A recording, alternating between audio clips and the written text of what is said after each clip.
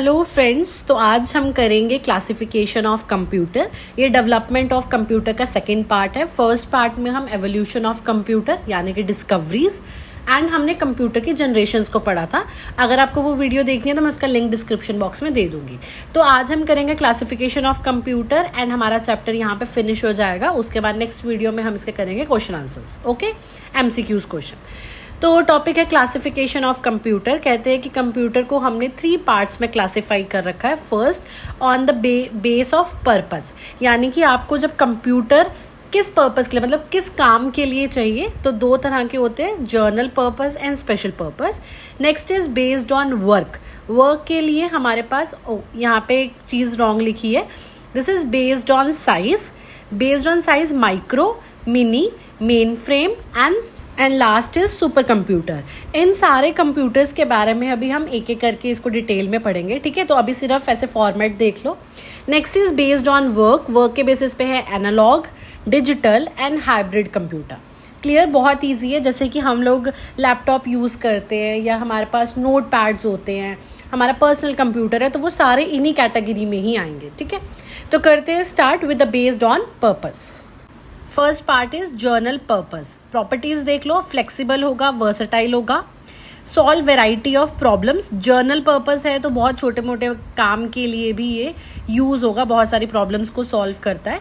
Examples हो गए जैसे अकाउंटिंग है, फोरकास्टिंग है, सिमुलेशन है एंड कैलकुलेशन। क्लियर, तो जर्नल पर्पस यानी कि जितने भी आपके जर्नल काम है उन सब चीज़ों में ये यूजफुल है। Next is special purpose computer. कुछ कंप्यूटर बहुत ही स्पेशलाइज्ड एंड स्पेसिफिक होते हैं, जैसे कि solve single and dedicated type of problem, यानी कि वो सिर्फ एक प्रॉब्लम सॉल्व करने के लिए ही होते हैं, ठीक है। एफिशिएंट होंगे एंड बहुत ज़्यादा इकोनॉमिकल होंगे। एफिशिएंट मीन्स बहुत पर्टिकुलर होते हैं, एक ही काम को स्पेसिफिक करने वाले, ठीक है। नेक्स्ट इज एग्जाम्पल्स देख लो। ऑटोमेटिक एयरक्राफ्ट लैंडिंग के लिए जो कंप्यूटर्स यूज होते हैं वो स्पेसिफिकली सिर्फ इसी काम के लिए होते हैं, तो वो भी स्पेशल पर्पस में ही आएंगे। Next, traffic control system, multimedia computer, तो ये सारे हमारे पास स्पेशल पर्पस कंप्यूटर है, ठीक है। Next classification is based on work. तो फर्स्ट आता है digital computer. Do work by calculating the binary digits, example desktop, PCs, digital clock. तो डिजिटल कंप्यूटर्स कौन से हैं जो मेनली बाइनरी डिजिट्स यूज करते हैं फॉर द कैलकुलेशन, जैसे कि हमारा डेस्कटॉप हमारे पर्सनल कंप्यूटर्स हो गए या डिजिटल क्लॉक हो गई, ठीक है। Next is analogue computer. Analogue computer do arithmetic and logical operations by processing data. तो एनालॉग कंप्यूटर कौन से हैं जो अर्थमेटिक एंड लॉजिकल ऑपरेशंस जैसे कि एडिशन, सब्ट्रैक्शन वगैरह करना। एंड एक और चीज़ क्या बोलते हैं कि एनालॉग कंप्यूटर मोस्टली वहाँ पे यूज़ होता है जहाँ पे फिजिकल क्वांटिटी वेरी करती है, यानी कि बार बार चेंज होती है, जैसे कि हमारे स्पीडोमीटर हो गए, वोल्ट मीटर हो गए, थर्मामीटर हो गया, तो वहाँ पे बैरोमीटर है, वहाँ पे ये जो सारे डिवाइसेस हैं वहाँ पे एनालॉग कंप्यूटर यूज़ होता है। Next is hybrid computer. Hybrid computer क्या होगा? Combination of analogue and digital computer, ठीक है। Combination of analogue and digital computer को हम क्या बोलते हैं? Hybrid computer. एंड यहाँ पर भी इनपुट आउटपुट इन एनालॉग जो भी हुआ है वहाँ पे, अब इसका मेन एक डायग्राम इंपॉर्टेंट है, वो ध्यान से समझना।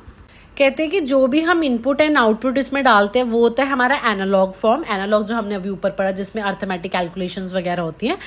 एंड जो प्रोसेसिंग है, अब ये हमने फर्स्ट चैप्टर में पढ़ा है कि इनपुट को जब हम प्रोसेस करते हैं तब जाके हमें आउटपुट मिलता है, राइट।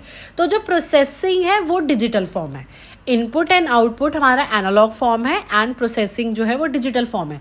एग्जाम्पल बता देती हूँ, हाइब्रिड के लिए बहुत इंपॉर्टेंट है, जैसे ECG मशीन्स हो गई हमारी जो हॉस्पिटल्स में यूज़ होती है। दूसरा डायलिसिस वगैरह, तो वहाँ पे इस हाइब्रिड कंप्यूटर का यूज़ होता है। अब डायग्राम देखो, इनपुट को हम क्या कर रहे हैं? CPU, सेंट्रल प्रोसेसिंग यूनिट में भेज रहे हैं। एंड किसके थ्रू? Analogue to digital converter.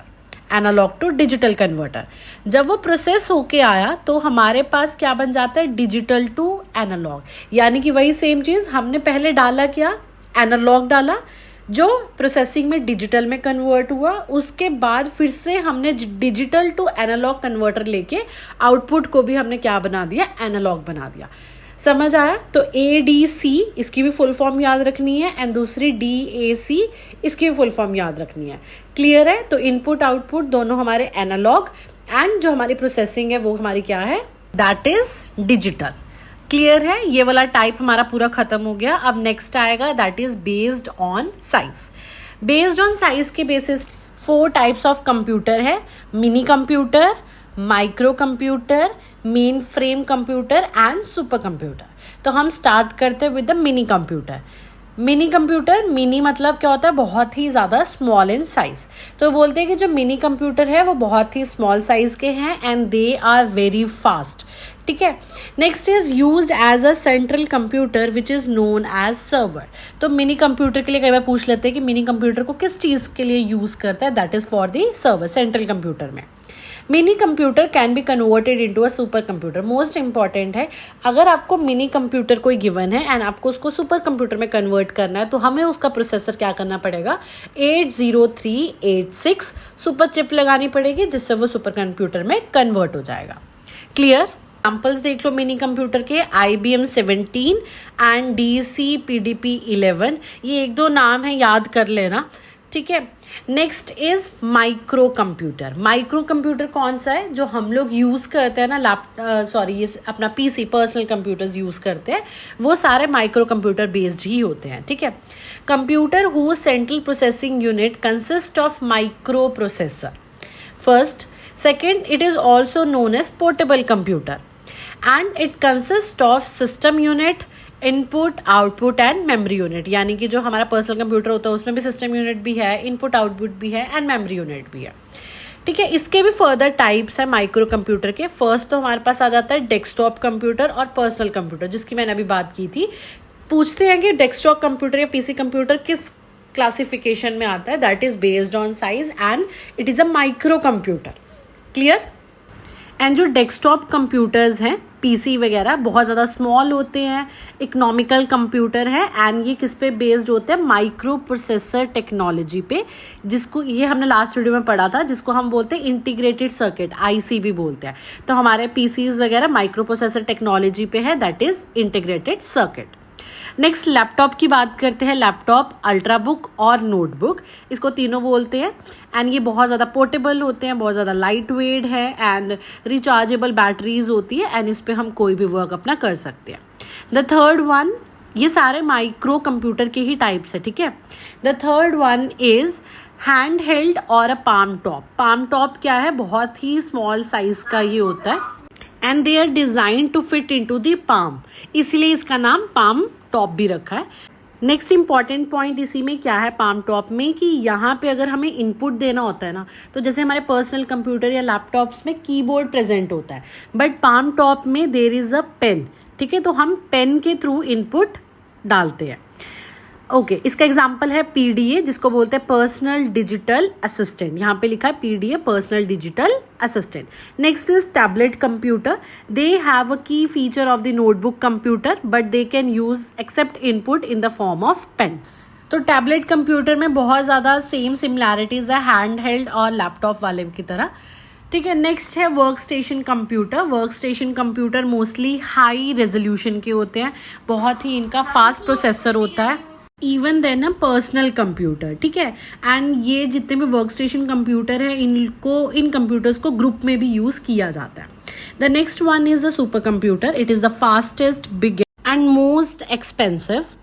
It work with multi processing and parallel facilities, यानी कि बहुत सारे हम पैरेलल उसमें कंप्यूटर लगा के हम बहुत सारा काम कर सकते हैं एंड ये मल्टी प्रोसेसिंग कंप्यूटर भी है। स्पीड ऑफ सुपर कंप्यूटर बहुत ही ज़्यादा, हमने जैसे पढ़ा कि बहुत ही ज़्यादा फास्ट है एंड इस स्पीड को मेजर करने के लिए जो हम मेजरमेंट यूज़ करते हैं that is flops, FLOPS, floating point operations per second. Most important है, speed of super computers are measured in flops. And next की इसके यूजेस क्या है, use in animation, weather casting and nuclear energy research वगैरह में use होता है। Next important point इसमें क्या है, the world's first super computer is. First super computer कौन सा है, CDC 6600 जो 1964 में डिस्कवर हुआ है। क्लियर? बहुत सारे नाम हैं, देखो वर्ल्ड फर्स्ट सुपर कंप्यूटर की बात करेंगे तो CDC 6600। अगर वर्ल्ड फर्स्ट सुपर कंप्यूटर की बात होती है जो कि इंट्रोड्यूस किया था क्रे ने, that is cray 1 1976. Next most important, first super computer of India, India का फर्स्ट सुपर कंप्यूटर है परम, PARAM, जो कि 1990 में डिस्कवर हुआ है. Next, latest machine in the series of परम मेड, अगर जो परम सुपर कंप्यूटर था फर्स्ट इंडिया का, उसकी जो लेटेस्ट अपग्रेड बोल सकते हैं या लेटेस्ट सीरीज बोल सकते हैं, उसको डिस्कवर किया था सीडेक ने एंड IIT गुवाहाटी 2016 में, जिसका नाम है परम ईशान, PARAM एंड ISHAN. बहुत इंपॉर्टेंट है, इसका स्क्रीनशॉट ले लेना या नोट्स बना लेना एंड इसको याद कर लेना अच्छे से. The next one is Asia's first fastest super computer, इसका नाम है EKA, EKA. It is the Asia's first fastest super computer. Next important देख लो क्या लिखा है इसमें, the father of India super computer, किसको इंडिया के सुपर कंप्यूटर का फादर बोलते हैं, that is doctor Vijay P Bhatkar. Clear. Next करते हैं last, classification of computer on the base of size कर रहे थे हम, ठीक है. तो लास्ट है main frame computer. It is a large memory internal storage, तो यानी कि जो मेन फ्रेम कंप्यूटर्स होते हैं उनकी जो मेमोरी स्टोरेज है वो बहुत ज़्यादा है. And it serve as a backbone for the entire business world, यानी कि जितने भी हम मोस्टली बिजनेस वाले जितने भी काम हैं वहाँ पर सब में मेन फ्रेम कंप्यूटर ही यूज़ होता है. And it is considered as the heart of the network of computer. तो लगा के चलो बहुत ही इम्पॉर्टेंट है ये हमारे बिजनेस पर्पस में. बोलते हैं कि इसका जो कंप्यूटर प्रोसेसिंग कैपेसिटी है और इसकी स्पीड है बहुत ही ज़्यादा फास्ट है. कुछ एग्जाम्पल्स है इसके, लाइक IBM 370, ठीक है, and UNIVAC 1110. Okay, the next one is technological advancement, यानी कि इन सब कंप्यूटर्स के बाद भी अब बहुत सारी टेक्नोलॉजी जैसे जैसे एडवांस होती जा रही है, तो उसके बेसिस पर हमारे पास बहुत सारे और भी इंस्ट्रूमेंट्स बोल सकते हैं या और भी कंप्यूटर्स आए हैं. जैसे कि फर्स्ट है वर्चुअल रियलिटी, ये एक आर्टिफिशियल कंप्यूटर जनरेटर स्टिमुलेशन है जो रियल लाइफ एनवायरनमेंट और सिचुएशन बेस्ड है. And the second one is augmented reality. Augmented reality एक टेक्नोलॉजी है that layers of computer generated, तो हर एक में बहुत सारे जितने भी कंप्यूटर्स लेयर वाइज आ रहे हैं, हर किसी में एनहेंसमेंट हो रही है जैसे जैसे टेक्नोलॉजी बढ़ती जा रही है. एंड नेक्स्ट वन मोस्टली, अच्छा, आर्गुमेंटेड रियलिटी में जितनी भी एप्स वगैरह हो गई या हमारा मोबाइल डिवाइसेस है उनमें जो हम यूज़ कर रहे हैं डिजिटल कंपोनेंट्स, वो सारा कुछ आर्गुमेंटेड रियलिटी में आता है. The next one is wearable technology. ये भी एक स्मार्ट मॉडर्न डिवाइस है जो हम लोग यूज़ करते हैं, ठीक है, विटा साइंस एंड एम्बिएंट डाटा वगैरह में.